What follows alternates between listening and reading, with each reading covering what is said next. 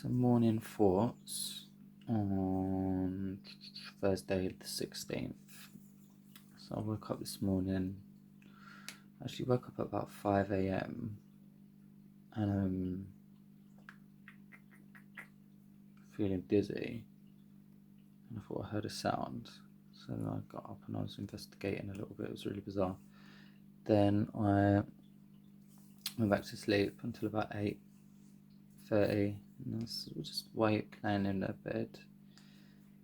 And that's felt okay. And then at 8:50, the doctor called me to check in on how I'd been feeling in regards to my anxiety levels.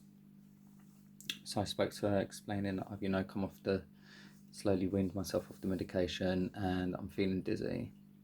And she said, she basically said she's not concerned about it. It's probably normal. So then I posted some positive things on Facebook for people to have a look at and read. Not Facebook, Instagram. Then somebody I know reached out to me, and that was nice. Asked for a bit of guidance in regards to meditation, and so I forwarded some information, and then I started to do my meditations, and my brain was going overtime with worry and concern. Not intense, but enough that it was unsettling me. And it was in regards to worrying about, what if the meditations that I recommended are not good for her? What if that makes her not want to do meditation? What if, the what ifs projecting other people? And I don't know if it was rooted in the feeling of feeling like that would discredit me, or if it was coming from a place of not wanting to have given bad advice, or not bad advice, but not wanting to have given advice that wouldn't have necessarily encouraged someone to follow that. And and my mind was just all over the place whilst I was trying to do my meditation, which made it a little bit harder, which is not necessarily a bad thing because it's a challenge, which means that it was pushing me to try and focus a bit harder. It's also made me realise that actually I've come a long way with my meditations, and that I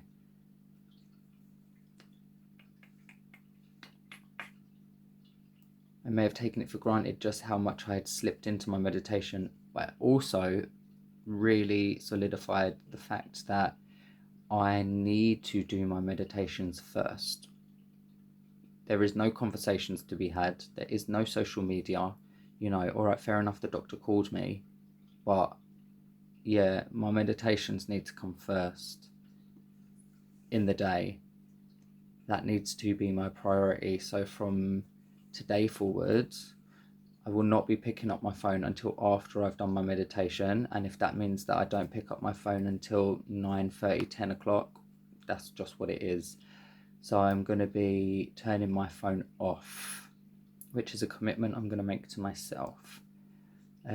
So when I go to bed at night and I put my phone on charge, it will be turned off, and it won't be turned on until I finish self-care in the morning, because I've been doing all of these, another one is that I changed the kinds of meditation. So I used to do breathing, focus, and mind, what's the words they call it now?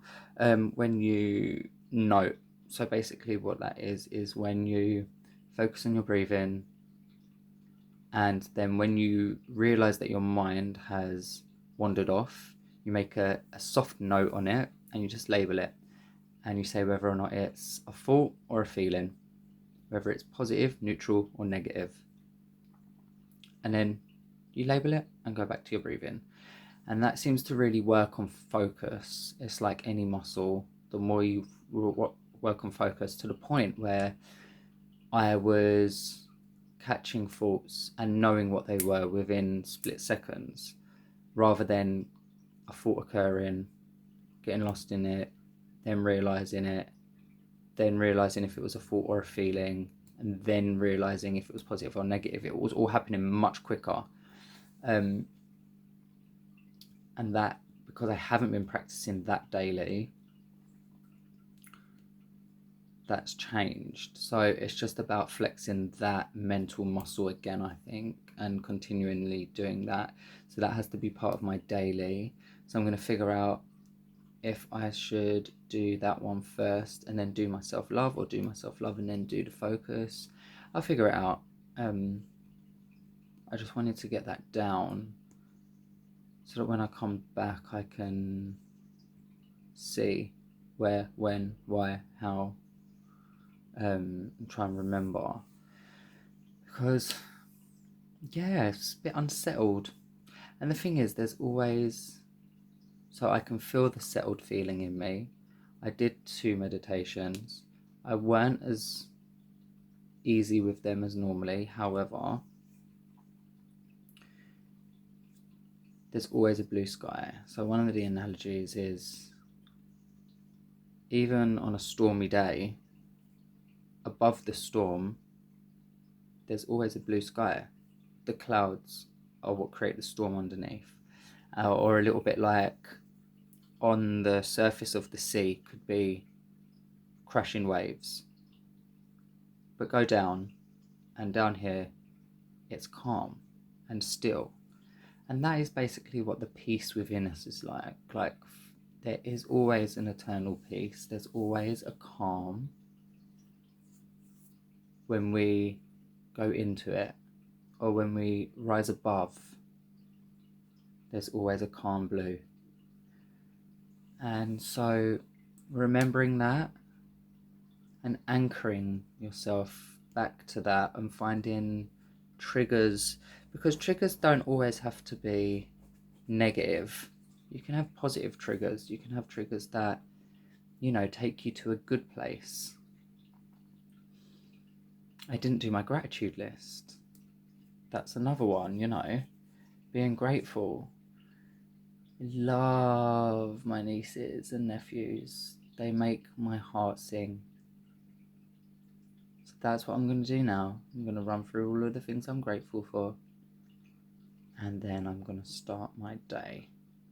I've got quite a busy day today, trying to organise it in time-wise, because I've got a commitment and I've got some things that I want to do.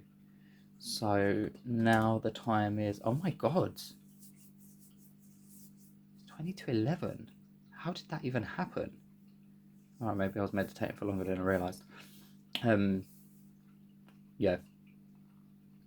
Got things to do. And studying to do as well. So yeah, I'm going to crack on. And